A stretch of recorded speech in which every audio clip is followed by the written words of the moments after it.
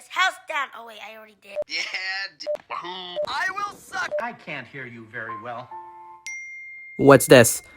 Reminder. Reminder of what? What's this?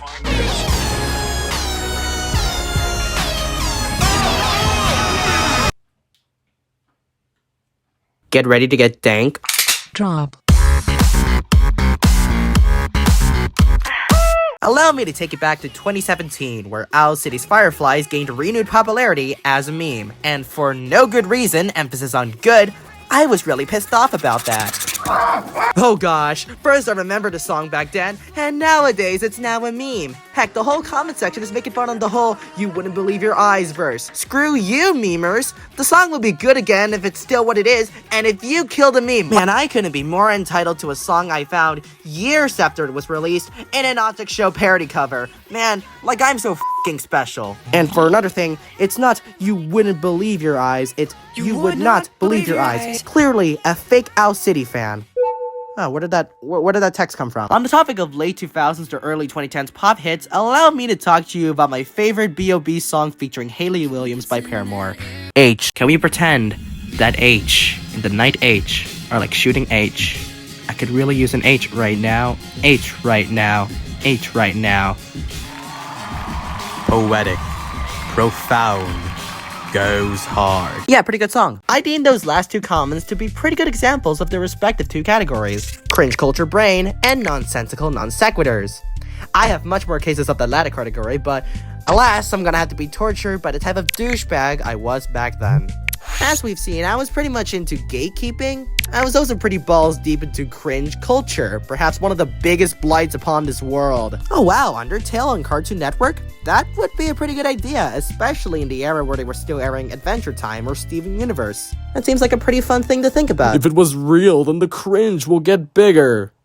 Ah boy, apparently at 9 years of age, I'd be a snob against anything that has to have a notorious fandom. I'd say all I want about these YouTubers oversaturating the cringier parts of these fandoms, making it so the fun police would come after me for recreating some show I like in Gacha Life, but I can't hold it anymore. Five Nights at Freddy's is okay. Undertale can be pretty funny at times, and My Little Pony Friendship is Magic is an awesome TV show. I actually like way too much about that show. But this is definitely something I picked up on when it became less like a stupid dumb idiot influenced by people on the internet. Speaking of whom... Get out of the frame. No!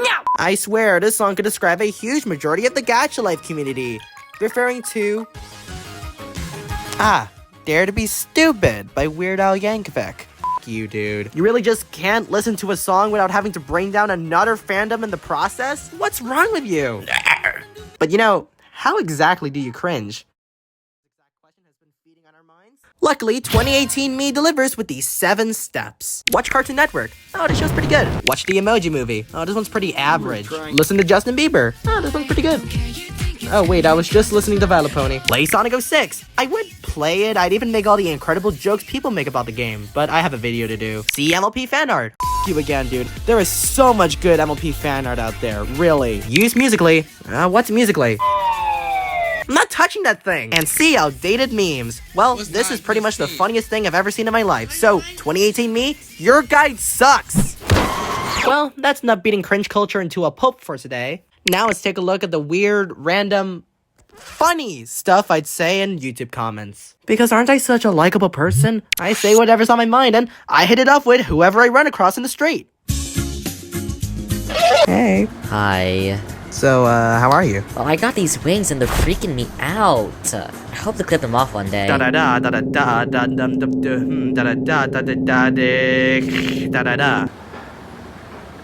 I'll need to clip off all of your limbs too.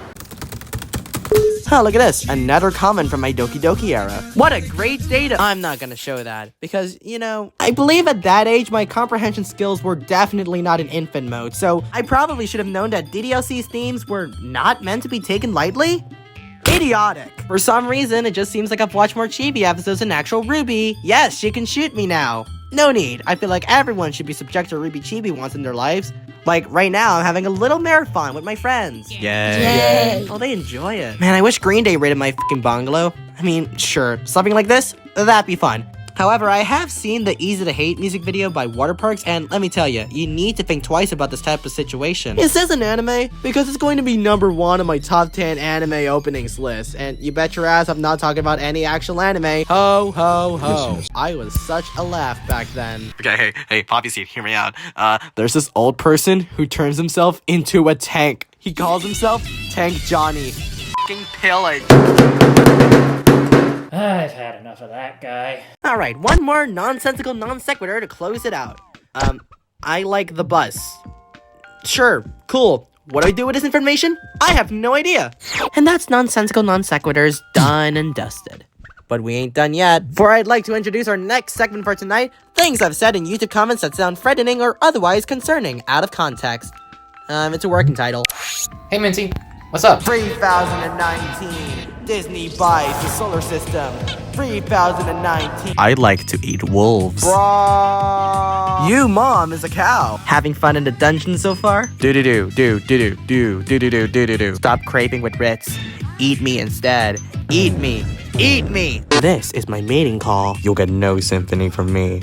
I played Splatoon. It made me squirt my blood at other people. Oh, this guy is unbelievable. Squirting his blood onto other Kirby's, he might as well send a homing rocket onto me.